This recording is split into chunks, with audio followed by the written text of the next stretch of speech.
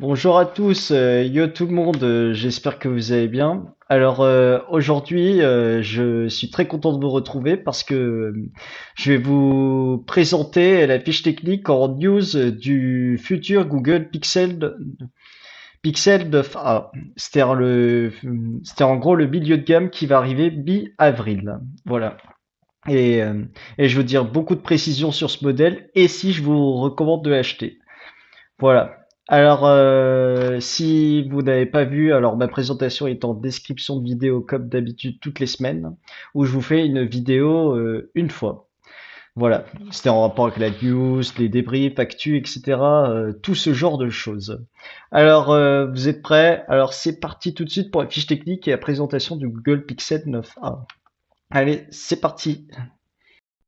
Allez, c'est let's go. Alors, je vais vous dire la fiche technique. Alors, comme vous l'avez vu, j'ai un peu travaillé, j'ai tout noté sur une feuille.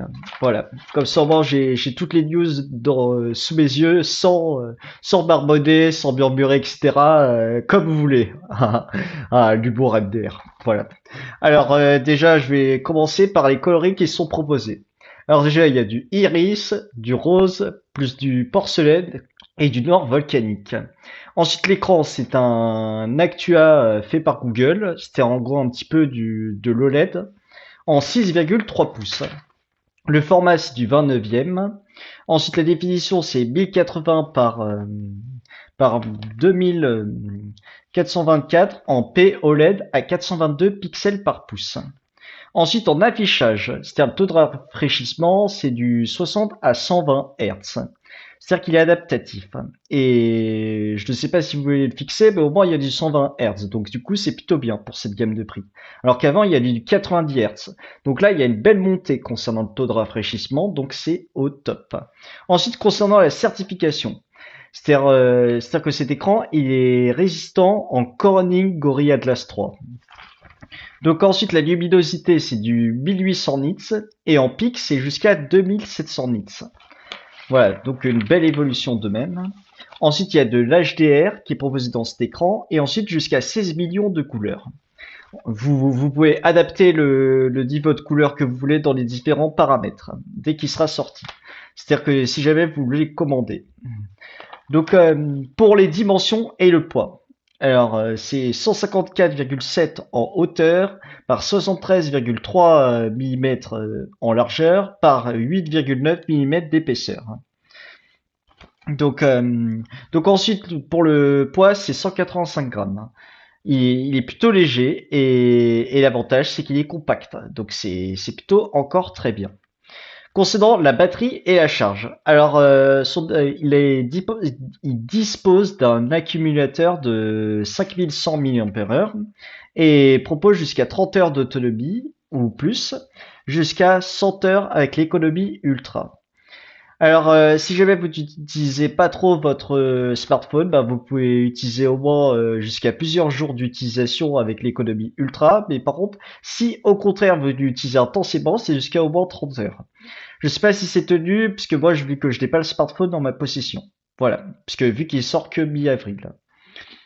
Donc ensuite, il est compatible recharge rapide et charge sans fil. Je ne sais pas encore les chiffres parce qu'il sort que mi-avril. Mais au moins, il y a une précision concernant la recharge rapide, donc c'est plutôt bien. Concernant le stockage, c'est 8 Go de RAM et ensuite, il peut en interne avoir 256 Go ou 128 Go en fonction de la mémoire que vous souhaitez. Mais par contre, il n'y a pas possibilité de d'étendre grâce à de la carte micro SD, ce qui est un petit peu dommage. Concernant le processeur, il dispose, comme les grands flagships, c'est-à-dire les 9 Pro et les 9 Pro XL, il dispose du Tensor G4 et en coprocesseur Titan M2. Concernant la partie photo, alors en double capteur photo arrière, il y a du 48 mégapixels ouverture f1.7 et en champ de vision de 82 degrés. En ultra grand angle, il a un 13 mégapixels ouverture f2.2 et en zoom et en champ de vision jusqu'à 120 degrés. Et ensuite, il peut atteindre un zoom résolution jusqu'à x8 ou 0,5 une fois. Concernant l'appareil photo avant, alors il y a du 13 mégapixels ouverture f2.2 et en champ de vision de 96,1 degrés. Alors là, concernant la partie photo, c'est plutôt un pari réussi, puisque comme d'habitude, cette marque dans la partie photo, elle est quasiment imbattable par rapport à ses concurrents. Puisque moi, je fais confiance, hein, puisque c'est une belle marque qui fait de beaux capteurs photo. Sur le milieu de gamme, ça paraît prometteur, donc c'est plutôt encore très bien. Concernant les fonctions alors il y a la gomme magique, plus réinventée, plus une meilleure prise, l'anti-flou, etc. Alors il y a pas mal de fonctions proposées pour l'intelligence artificielle pour gommer tout ce qui est, par exemple, tout ce qui est, toutes les personnes qui sont autour de vous et qui vous gênent, ben, vous pouvez entourer et hop, ça vous gomme directement. Et ça vous met une meilleure prise pour l'intelligence artificielle. Ça, je vous donne plutôt un exemple d'une fonction. Donc c'est plutôt encore très bien. Concernant la partie vidéo, vous pouvez filmer jusqu'à 4K, jusqu'à 30 ou 60 FPS à l'arrière et de même en 1080p à 30 ou 60 FPS. Et à l'avant, vous pouvez filmer en 4K jusqu'à 30 FPS. Voilà. Alors, concernant les premières parties de, vous voyez, de tout ça que je vous ai précisé, ça paraît vraiment prometteur. Et, euh, et ensuite, concernant euh, je vous ai déjà fait, concernant les fonctions vidéo, vous pouvez avoir de la gomme audio, de la gomme Magic Audio, c'est-à-dire que tout ce qui est en rapport avec tout l'environnement qui est autour de vous, bah, c'est-à-dire un peu comme Apple, vous pouvez supprimer tout l'environnement qui est autour de vous et entendre votre vous-même. C'est-à-dire que vous pouvez entendre que vous. Ensuite, vous pouvez faire de la vidéo en macro, de la panoramique en cinématique, du ralenti jusqu'à 240 fps, de la vidéo et de la réduction de bruit du vent. C'est tout ça ce que j'ai noté par rapport à ce que j'ai vu. Concernant les matos, c'est-à-dire du design, il a été fabriqué à la façade arrière en mat composite et en cadre en métal à finition satinée. Alors, satiné, je sais pas qu'est-ce que ça veut dire, mais si jamais vous voulez la signification, c'est sur le web, donc je vous y invite, bien sûr. Alors, concernant la certification, il fait de l'IP68. C'est-à-dire que si jamais vous le mettez sans faire exprès dans l'eau ou dans d'autres environnements comme la douche, etc., bah, il n'y a aucun problème, vu que c'est la certification la plus haute. Mais apparemment, la dernière, c'est IP69, hein, mais voilà. Concernant les montées d'OS, c'est-à-dire en mise à jour, en software, il fait jusqu'à 7 ans.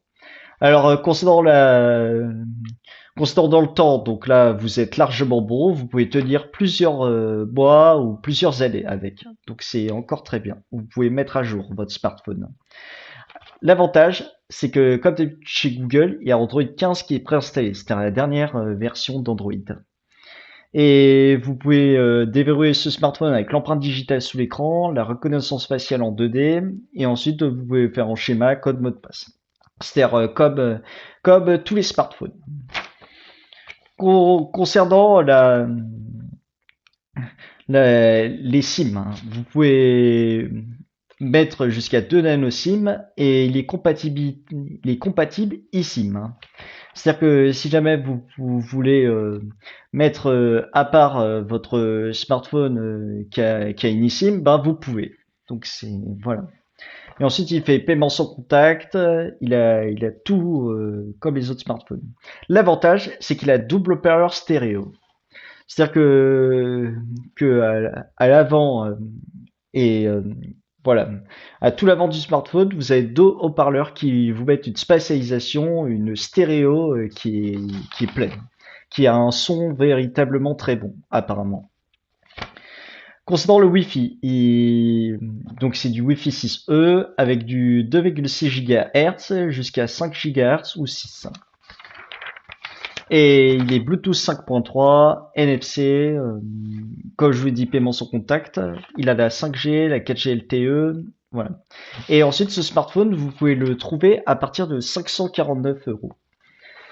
Alors voilà, je vous ai dit toute la fiche technique de ce Google Pixel 9a. Alors il promet par rapport à son prédécesseur, c'est-à-dire le Pixel 8a. C'est-à-dire que là, il a plus d'évolution concernant le taux de rafraîchissement, concernant l'autonomie, etc. Donc là, vous êtes véritablement bon dans cette gamme de prix. Et si jamais vous voulez le précommander, bien sûr, je vous mets le site en description avec toute la fiche technique, plus ce qu'il présente, etc., plus le prix. Mais par contre, bien sûr, il sort que mi-avril, pour rappel. Alors, je vais vous dire qu'est-ce que j'en pense de ce futur mobile, s'il peut faire peur face à la concurrence. Alors déjà, tout ce que j'ai lu, ça a l'air très très bon, puisque, puisque tout ce que je vous ai dit à l'instant, il a vraiment l'équilibre, plus tout ce qu'on demande d'un smartphone. C'est ça ce qu'on veut. C'est-à-dire une bonne partie photo, un bon taux de rafraîchissement, un bon écran, plus une bonne photo, etc. Vous avez entendu, c'est vraiment un très bon smartphone dans sa catégorie de prix. Mais il faut juste qu'il sorte vite ce smartphone pour faire peur. Donc si jamais vous avez des questions, des commentaires sur ce futur Google Pixel 9, alors bien sûr vous mettez vos commentaires dans la dans dans la description ou en dessous, voilà, comme vous voulez. Et comme d'habitude, je vous retrouve la semaine prochaine le lundi, comme toutes les semaines, pour une future vidéo. Alors d'ici là, prenez bien soin de vous, c'est méga important. Et sinon, bah, à la semaine prochaine. Ciao tout le monde. Et n'hésitez pas à vous abonner, liker, partager, commenter et activer la petite cloche des notifications dès qu'une vidéo sort sur ma chaîne. Alors, salut!